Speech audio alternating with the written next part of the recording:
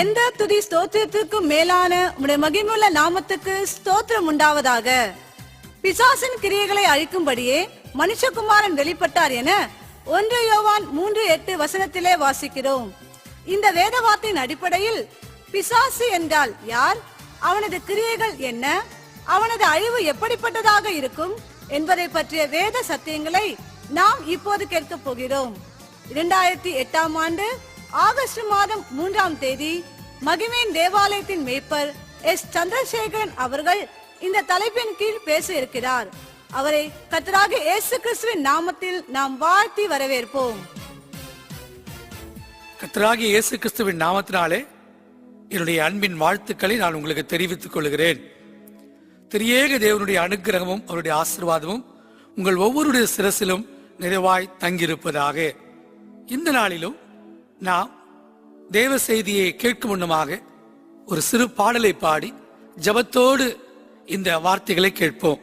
வசனத்தை கேட்கிற யாவர் மேலும் பரிசுத்த ஆவியானவர் வந்து நிறைவாய் இறங்குவாராக. நாம் கண்களை மூடி கர்த்தருடைய முகத்தை நோக்கி பார்ப்போமா? கர்த்தருடைய வார்த்தை இன்றைக்கும் ஜீவனுள்ள ஒரு வார்த்தை. அது நமக்கு விடுதலையை தர வேண்டும்.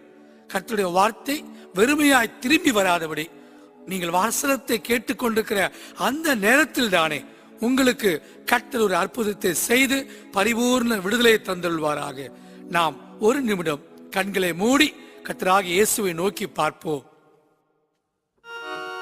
கர்த்தாவே நீர் திரும்பியே வாரும், கோபம் நீங்கி பரிதபியும். கர்த்தாவே நீர் திரும்பியே வாரும், கோபம் நீங்கி பரிதபியும். துன்பம் அடைந்த நாட்கள் சரியாய் இன்ப மகிழ்ச்சி ஈந்திடுமே. துன்பமடைந்த நாட்கள் சரியாய் இன்ப மகிழ்ச்சி ஈந்திடுமே. தலைமுறையா 1000 தலைமுறைகளுக்கு இரக்கம் செய்கிறேன். எங்கள் அன்பின் பரலோக பிதாவே, இந்த இனிமையான நல்ல நாளிலே நன்றியோடு நாங்கள் ஸ்தோத்திரிக்கிறோம் ஐயா. இயேசுவே, உடைய பிள்ளைகள் உடைய முகத்தை நோக்கி பார்க்கிற இந்த நேரத்தில் தானே உடைய இரட்சிப்பை உடைய பிள்ளைகளுக்கு கட்டளையிடுவீராக. கர்த்தருடைய வார்த்தைகள் அவருடைய இருதயத்திலே நல்ல நிலத்திலே விழுந்த விதைகளைப் போல ஒவ்வொரு வார்த்தைகளும் விழுந்து 100 மடங்கு பலன் கொடுக்க கர்த்தர் உதவி செய்வீராக. இயேசு கிறிஸ்துவின் நாமத்திலே ஒவ்வொருடைய மனக்கண்களும் இந்த நாளிலே பிரகாசிக்கும்படி செய்யும் ஐயா. கர்த்தாவே, உம்முடைய வல்லமையுள்ள கரம் ஒவ்வொரு மேலும் வந்து இறங்கும்படி சுமிக்கிறேன், ஆசீர்வதிக்கிறேன். வசனத்தை தடையில்லாமல் பேச ஆண்டவரே, ஜனங்கள் விளங்கிக் கொள்ளத்தக்க விதத்திலே பேச, அவர்கள் கேட்டு அறியும் திராணிக்கு தக்க விதத்திலே அடிமை பேச, என்னையும் நீர் கண்மலையின் வெடிப்பிலே கை வைத்து மறைத்துக் கொள்வீராக.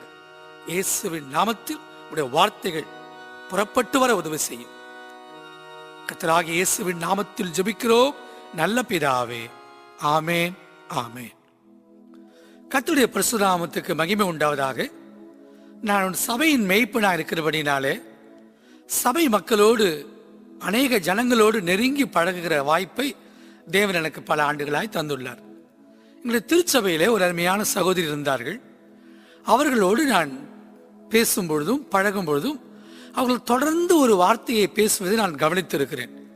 அம்மா, எப்படி இருக்கிறீர்கள் என்று கேட்டால், ஐயா, ஒரே பிசாசின் போராட்டம் ஐயா என்று சொல்லுவார்கள். சில நேரத்தில், அம்மா என்னம்மா எப்படி இருக்கிறீர்கள் என்று கேட்டால், ஐயா என்னையா அதை கேட்கிறீர்கள், ஒரே சாத்தானுடைய தொந்தரவு தாங்க முடியாது இருக்கிறது என்று சொல்லுவார்கள்.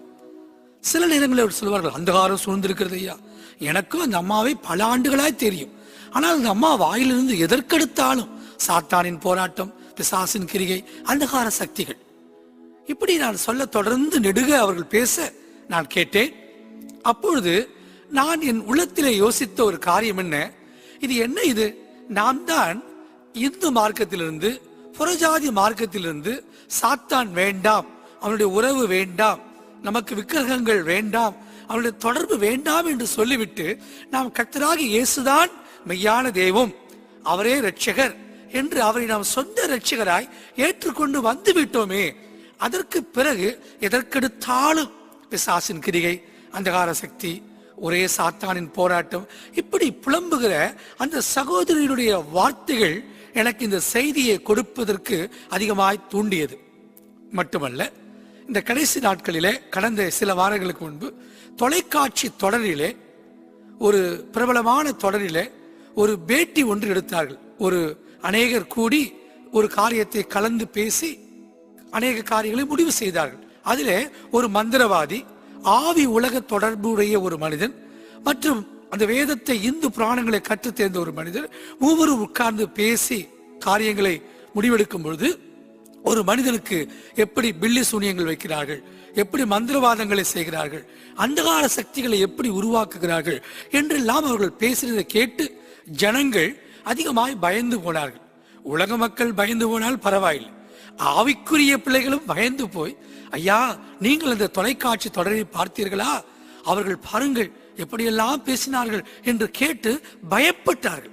எனவே நான் இந்த நாளிலே நம்முடைய திருச்சபையிலே ஜனங்களுக்குள்ளே ஒரு தெளிவு வர வேண்டும் என்பதற்காக இந்த தேவ செய்தியை ஒரு 7 தலைப்பின் கீழ் உங்களுக்கு ஒரு தொடர் செய்தியாக தரும்படி நான் ஆசைப்படுகிறேன்.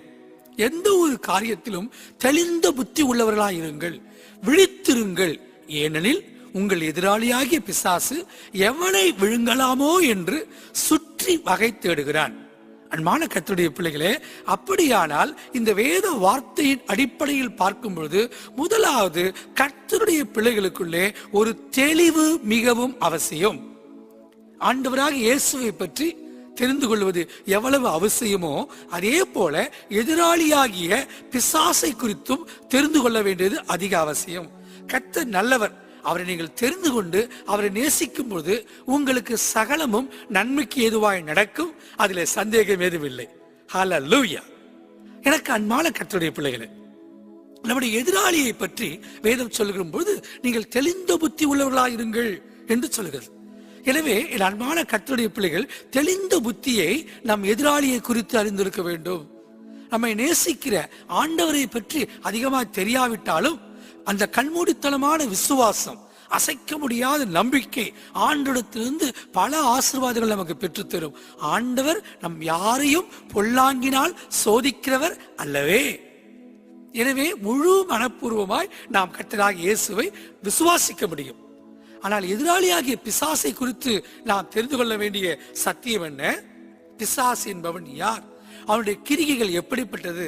அவனுடைய தந்திரங்கள் என்ன? தந்திரம் தான் மந்திரமாக மாறுகிறது. என் அன்பான கர்த்தருடைய பிள்ளைகளே, மந்திரம் என்றால் என்ன? தொடர்ந்து உச்சரிக்கிற ஒரு விதமான ஒளிதான் மந்திரம். என் அன்பு கர்த்தருடைய பிள்ளையே, நீங்கள் சத்தியத்தை கவனமாய் செவி கொடுத்து கேட்க நான் அன்பாய் உங்களை அழைக்கிறேன். வேதம் சொல்லுகிறது, ஆதியிலே தேவன் வானத்தையும் பூமியும் சிருஷ்டித்தார். இது முதல் வசனம். 2வது வசனத்திலே எப்படி எழுதப்பட்டிருக்கிறது? பூமியானது ஒழுங்கின்மையும் வெறுமையுமாய் இருந்தது. இந்த முதல் வசனத்துக்கும் 2ஆம் வசனத்துக்கும் இடையே எத்தனையோ ஆயிரக்கணக்கான ஆண்டுகள் இடைவெளி இருந்ததாக வேத பண்டிதர்கள் சொல்லுகிறார்கள். இந்த காலகட்டத்தில்தான் தான் முதல் வசனத்திற்கும் ஆதியாகமும் 1ஆம் அதிகாரம் 1ஆம் வசனத்திற்கும் 2ஆம் வசனத்துக்கு இடைப்பட்ட காலங்களில் ஏதோ சில காரியங்கள் நடந்திருக்கிறது. அந்த காலங்களில் நடந்த சம்பவங்கள் என்ன என்பதை நாம் புரிந்து கொள்ளும் பொழுது இந்த சாத்தானின் சம்பவத்தை, அவனுடைய ஆரிஜின், அவனுடைய கிரியேஷன், அவனுடைய தோற்றம் எப்படிப்பட்டது என்பதை நாம் உணர்ந்து கொள்ள முடியும். ஏனென்றால் தேவன் படைத்ததெல்லாம் நேர்த்தியாயிருக்கும். ஒழுங்கின்மையான ஒன்றை, வெறுமையான ஒன்றை என் தேவன் எப்பொழுதுமே சிருஷ்டிக்கிறவர் அல்ல. அவர் ஆதியிலே வானத்தையும் பூமியையும் சிருஷ்டித்தார். அதை நேர்த்தியாகத்தான் சிருஷ்டித்திருந்தார். அந்த முதல் வசனத்திற்கும் 2ஆம் வசனத்திற்கும் இடைப்பட்ட காலங்களில் நடந்தது என்ன? அந்த இடத்தை நாம் அறிந்து கொள்ள வேண்டுமானால் எசேக்கியேலின் புஸ்தகம் 28ஆம் அதிகாரம் 13 15 வரை உள்ள வசனங்களை இப்பொழுது நாம் வாசிக்க கேட்போம். எசேக்கியேல் 28ஆம் அதிகாரம் 13 15 வரை. நீ தேவனுடைய தோட்டமாகிய ஏதேனில் இருந்தவன். பத்மராகம், புஷ்பராகம், வைரம், படிக பச்சை, கோமேதகம், யஸ்பி, இந்திர நீலம், மரகதம், மாணிக்கம் முதலான சகலவித ரத்தினங்களும் பொன்னும் உன்னை மூடிக்கொண்டிருந்தது. நீ சிருஷ்டிக்கப்பட்ட நாளில் உன் மேல வாத்தியங்களும் உன் நாகசுரங்களும் உன்னிடத்தில் ஆயத்தப்பட்டிருந்தது. நீ காப்பாற்றுவதற்காக அபிஷேகம் பண்ணப்பட்ட கேருப். தேவனுடைய பரிசுத்த பர்வதத்தில் உன்னை வைத்தேன். அக்கினிமயமான கற்களின் நடுவில் உலாவினாய். நீ சிருஷ்டிக்கப்பட்ட நாள் துவங்கி உன்னில் அநியாயம் கண்டுபிடிக்கப்பட்டதும் உன் வழிகளில் குறையற்று இருந்தாய். அருமையான கர்த்தருடைய பிள்ளைகளே, இந்த வசனங்களை நாம் பார்க்கும் பொழுது இந்த சாத்தானாய் மாறின இந்த தூதன் காப்பாற்றுகிறதற்காக அபிஷேகம் பண்ணப்பட்ட கேருப். இவன் தேவனுடைய பரிசுத்த பர்வதத்திலே உலாவிக் கொண்டிருந்தவன். அக்கினிமயமான கற்களின் நடுவே உலாவினாய் என்று நாம் பார்க்கிறோம். இவன் சிருஷ்டிக்கப்பட்டவன், இவன் பிறக்கவில்லை, இவன் படைக்கப்பட்டான். இவன் ஒரு தூதன். என் அன்பான கர்த்தருடைய பிள்ளையே, இவன் பிசாசாய் மாறுவதற்கு முன்பு ஒரு கேருபாய் இருந்தான், தூதனாயிருந்தான், படைக்கப்படவில்லை, அவன் சிருஷ்டிக்கப்பட்டான். இந்த சத்தியங்களை நாம் அழகாய் புரிந்து கொள்ள வேண்டும். மட்டுமல்ல, பரலோக ராஜ்யத்திலே உன்னதங்களிலே தேவனை சுற்றிலும் ஏராளமான தேவதூதர்கள் இருந்தார்கள். ஒரு குழுவினர் யுத்தத்தில் வல்ல சேனைகளின் தேவனாகிய கர்த்தருக்கு யுத்தங்களை முன்னின்று நடத்துகிற தூதர்களாய் இருந்தார்கள்.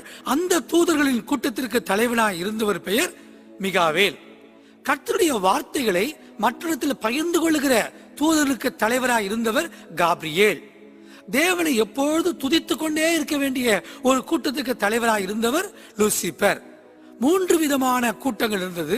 ஒருவர் தேவனுடைய யுத்தங்களை முன்னின்று நடத்துகிறவர், இன்னொருவர் கர்த்தருடைய வார்த்தைகளை, கர்த்தருடைய செய்திகளை கொண்டு போகிறவர், இன்னொரு கூட்டம் தேவனை துதிக்கிற கூட்டம்.